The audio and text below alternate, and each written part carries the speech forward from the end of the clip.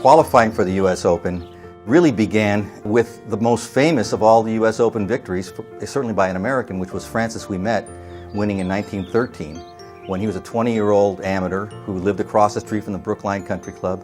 It's like the ultimate Cinderella story. That tradition of Ouimet has continued on. At this local qualifying level, almost 10,000 golfers try in that first round of local qualifying. When you go to a local qualifier, you see all variety of golfers, the whole spectrum.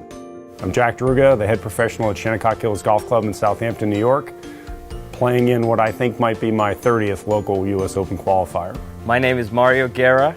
My name is Nathan Hahn. I am 15 years old. I'm David Young from Scarborough, New York. Will Bernstein from New York, and I'm 20 years old. My name, Troy James, 44, Bronx, New York. Originally from St. Kitts, Eastern Caribbean island.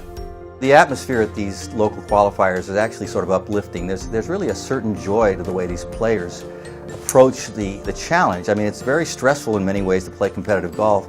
And at the same time, there's really nothing to lose. I mean, there's only a few who make it through. It almost doesn't matter what you shoot if you happen to miss. You could shoot 72 or shoot 91, and if you missed, you'd be in the same place.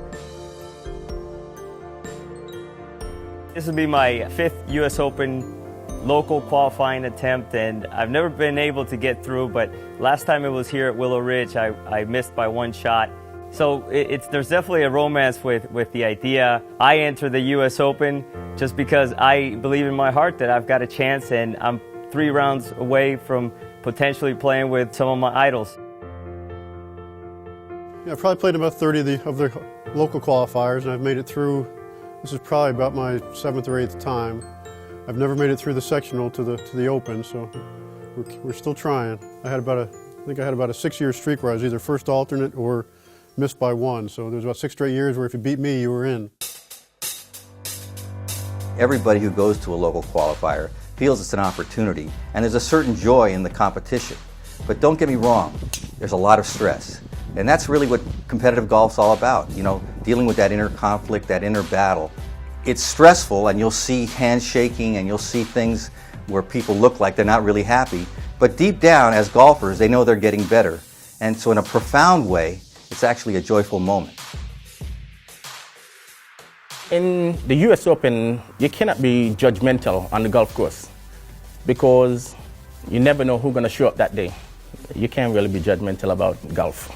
Yeah, if my game is on, I don't care who it is. I can compete. You may wonder, do any of these players have a chance to actually win the U.S. Open?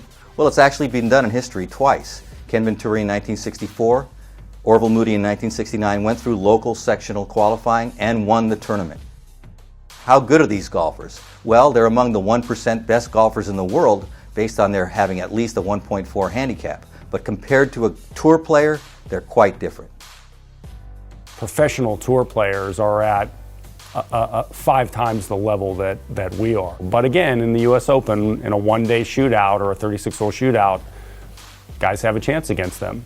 Probably my biggest goal is to play in a major, especially around my teen years, to try to see just how awesome those touring pros are, really, and just to play with them, have that experience. I'm not even on the same league as Jason Day or any of those guys, so it wouldn't even be about, competing to win the tournament. Just being an amateur and enjoying the experience is what I would probably cherish most. It takes guts. You have to scare yourself a little to try to qualify for the U.S. Open. And they had an experience that day that they'll remember their whole lives and might be even the highlight of their whole golf career.